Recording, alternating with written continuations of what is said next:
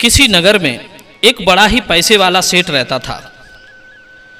जब वो मर गया तो करोड़ों की संपत्ति का मालिक उसका बेटा बन गया। कहते हैं धनवान लोगों के बेटा बेटी अनावश्यक संसाधनों की अधिकता के कारण अक्सर बिगड़ जाते हैं।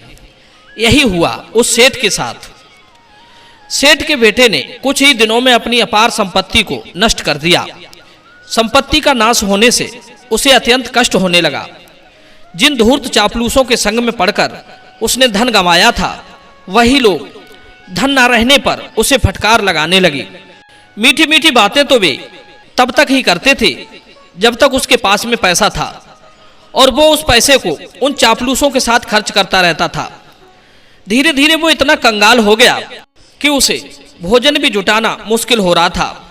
तब उसकी पत्नी ने उसे सुझाव दिया कि देखो, अब तो खाने के लाले पड़े हैं, ठोकर लगने के बाद तो आदमी को अकल आ जानी चाहिए। इसलिए एक काम करो, कुछ मेहनत मैं करती हूँ, कुछ आप करो, तभी जीवन का निर्वाह हो सकता है। मित्रों, पत्नी के कहने से सेठ का लड़का जंगल में घास और लकड़ी काटने जाने लगा। पत्नी ने सूत काटना, आटा पीसना और धान कूटने का काम तलाश लिया। दोस्तों, ये समय का चक्र है, कर्मों से ही अच्छा बुरा परिणाम देता है। सेठ और उसकी पत्नी ने कभी सोचा भी नहीं होगा कि एक दिन वो ये सब करेंगे। इसलिए कहते हैं, धन बढ़ने पर मनुष्य को अभिमान नहीं करना चाहिए और गरीबी आने पर धैर्य नहीं खोना चाहिए। परमात्मा की लाठी जब पड़ती है तो अच्छे अच्छों के होश ठिकाने लग जाते हैं। मित्रों, सेठ की स्त्री ने आटा पीसने, धान कूटने और सूत काटने की मजदूरी शुरू कर दी। जिन कोमल हाथों में फूलों की पंखुड़ी चुभा करती थी, रुई के गद्दे कठोर मालूम पड़ते थे, उन हाथों से आज ऐसा कठिन काम करने के कारण उसके हाथ पांव में छाले पड़ जाते हैं, उसके हाथ पांव में कांटे चुभ जाते हैं। इन्हीं कष्टों से पीड़ित होकर पिछले दिनों की सोचकर वो रोने लगता है। एक दिन वो जंगल में लकड़ी काटने गया था तो वहीं बैठकर रोने लगा। वहीं पास में एक नदी किनारे करम देवता और माता लक्ष्मी आपस में बातें कर रहे थे। सेठ के लड़के का रोना सुनकर लक्ष्मी जी बोली, हे करमदेव, देखो, मेरे ना होने पर मनुष्य की क्या हालत हो जाती है। ये सेठ का बेटा पहले मुझसे संपन्न होने पर कैसा था, और अब मेरे अलग होने पर इसकी हालत बद से बदतर हो गई है। इसके हाथ पांव, इंद्रियां, नाम, बुद्धि, बोलचाल सब पहले जैसा है। केवल धन की कमी के कारण इसकी ये हालत हो गई है। लक्ष्मी की बात सुनकर करम देवता बोला, नहीं नहीं, इसकी ये हालत मेरे कारण हुई है। सारा संसार कर्म के बस में होकर कठपुतली की तरह नाच रहा है। मित्रों, इस प्रकार लक्ष्मी और करम देवता में बात बढ़ती चली गई। बात स्पर्धा तक पहुंच गई। करम ने कहा, हे देवी लक्ष्मी, यदि आप अपने को श्रेष्ठ मानती हैं तो तुम इसको धन देकर धनी बना दो। यदि इसके कर्म ठीक नहीं होंगे तो ये फिर भी कंगाल हो जाएगा। यदि ये कंगाल नहीं हुआ तो मैं तुम्हें श्रेष्ठ मान लूंगा। मित्रों, दोनों के बीच जोरदार स्पर्धा शुरू हो गई। अब तो सबसे पहले लक्ष्मी ने अपना चमत्कार दिखाया। लक्ष्मी ने उसके मार्ग में 2 लाल फेंक दिए। जब उसने लाल देखे तो उसने उन्हें उठा लिया और बड़ी खुशी के साथ उन्हें लेकर अपने घर की ओर चला। गर्मी का समय था, उसे जोर की प्यास लग रही थी। रास्ते में एक छोटी सी नदी पड़ती थी। वो उस नदी के किनारे जाकर झुककर पानी पीने लगा।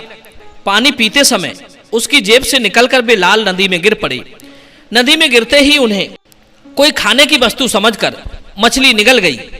अब तो वो खाली जेब देखकर घर पर अपनी स्त्री के साथ विलाप करने लगा। उस दिन वो खुशी में लकड़ियों का गट्ठर भी जंगल में ही पटकाया था। मित्रों, अगला दिन हुआ तो वो रोज की तरह फिर जंगल में लकड़ी काटने के लिए गया। उस दिन माता लक्ष्मी ने उसे एक सच्चे मोतियों का हार उसके रास्ते में रख दिया। आज उसे हार दिखाई दिया तो उसके मन में खुशी की लहर दौड़ उठी। उसने हार उठाकर अपनी पगड़ी में रख लिया। चलते चलते उसके मन में इच्छा हुई कि गर्मी से देह तप रही है, क्यों ना इस नदी में स्नान कर लूं। नदी में नहाने के वास्ते वो वहीं रुक गया। आज उसने अपनी पगड़ी और हार को संभाल कर किनारे पर रख दिया। हुआ ये कि वहीं एक चील मंडरा रही थी। चमकते हुए हार को देखकर उसने उसे कोई खाने की चीज समझकर उठा लिया और दूर जंगल में लेकर चली गई। यह देखकर वो सेठ का लड़का बड़ा दुखी हुआ। वो निराश होता हुआ अपने घर लौट कर आया और रास्ते की घटना अपनी पत्नी को सुनाकर बड़ा दुखी हुआ। तीसरे दिन वो फिर जंगल में गया।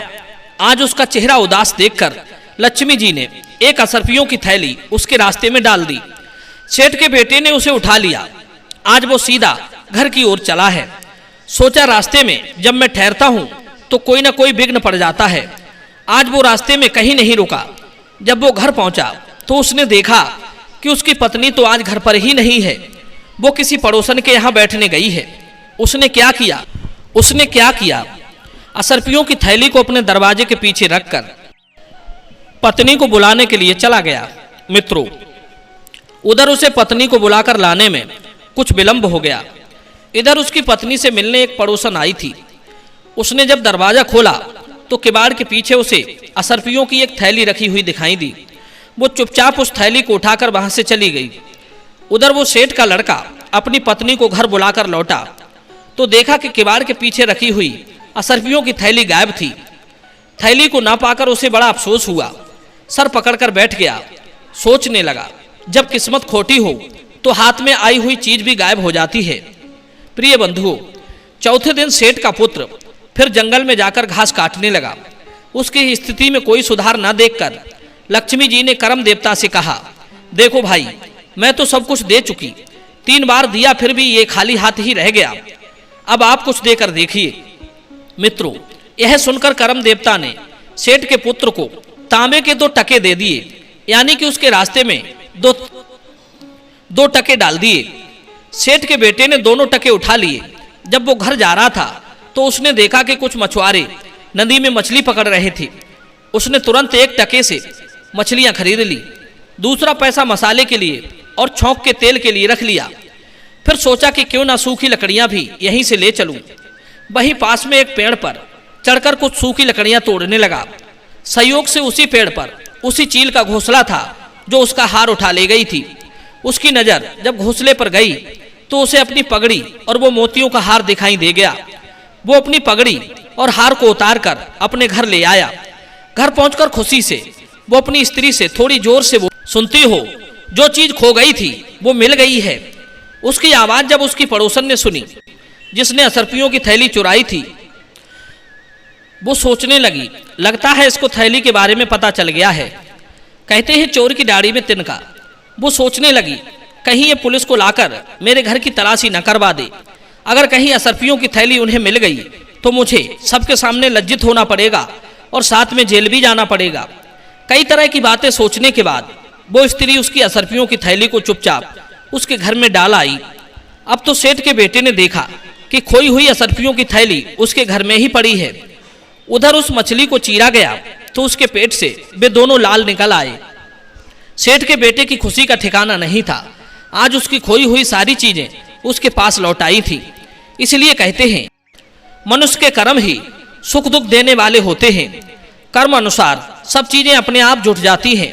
यदि कर्म अच्छे ना हो, या यूं कह लो कर्म सहायक ना हो, तो मिली हुई वस्तु भी नष्ट हो जाती है।